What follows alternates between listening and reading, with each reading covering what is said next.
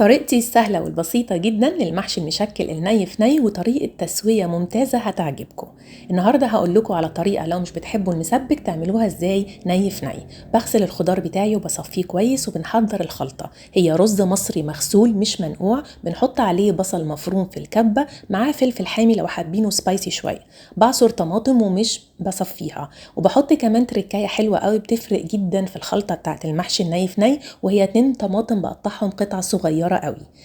هنبتدي بقى نحضر الخضرة، وخليكوا كرمة كده في الخضرة بتاعت خلطة الني في ني عشان دي اللي هتديني ريحة ونكهة.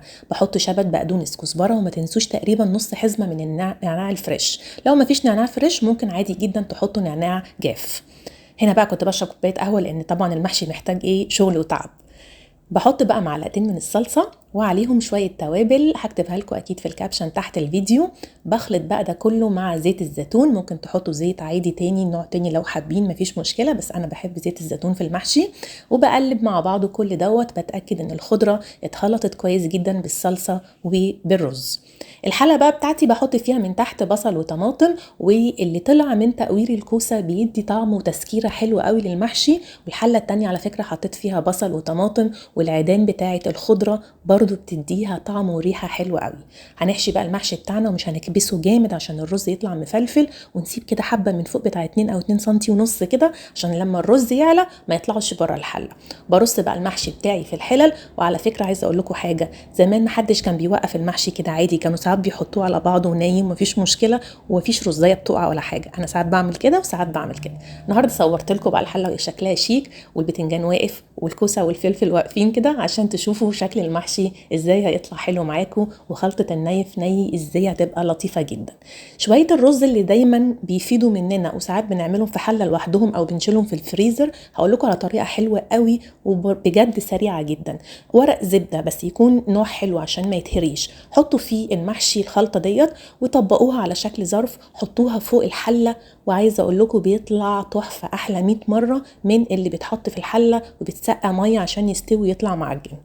بصوا بقى بالنسبة للتسوية، في ناس بتحط مية وماجي، في ناس بتحط مية وماجي وصلصة، وانا دايما بكون مخزنة شوربة وبستخدمها بصراحة في المحشي، وبحط عليها معلقتين صلصة بس. وادي شوية الرز بتاعنا على الفوق على الوش. بالتسوية بتاعتنا بسيب عليه النار مفتوحة لمدة 5 ل10 دقايق عالية، بعد كده بوطي، والمية او الشوربة بيكونوا لربع البتنجان بس. بعد كده لما المية بتتشرب وبوطي عليه بسيبه نص ساعة او على حسب ما تدوقوه تلاقوه استوى. هتلاقوا بقى السوا بتاعه بقى رهيب. المية مش كتيرة، مش هنحتاج ندلق منها بقى عشان المية لسه كتيرة في الحلة. حطوا ربع بس الحلة شوربة او مية. وبعد كده هتشوفوا المحشي طالع مستوي، الرز من جوه مفلفل ومش معجن، الخضرة ريحتها رهيبة، شوية الطماطم الصغننين اللي عملناهم شكلهم حلو طعمهم لذيذ جدا. بصوا مفيش رزاية خرجت بره، والحلة نظيفة وكل حاجة مستوية، والرز على قد بالظبط الخضار بتاعنا. عملت بقى جنب المحشي شوية فراخ بطريقة حلوة قوي بجد. سيبنا الفراخ وكلنا الصوص بتاعها بالبصل كان طعمه حلو قوي، ومحمصة عيش كده كان طعمه فظيع. ان شاء الله لو عجبتكم الوصفة بتاعت المحشي قولوا لي انزل لكم كمان الفراخ عشان تجربوها لما تعملوا المحشي المرة الجاية. دي كانت طريقتي البسيطة في المحشي. انا هنا بس كنت بحب اوريكم وانا بقلبه. بصوا الحلة نظيفة ازاي، ما فيهاش بس غير البصل والطماطم، والمحشي كده مفلفل وبيلمع. في ناس على فكرة بتحط شوية سمنة بلدي وهي بتسويه، انا ساعات بعمل كده، بس النهاردة كنت عايزاه يكون خفيف. جربوه بالهنا.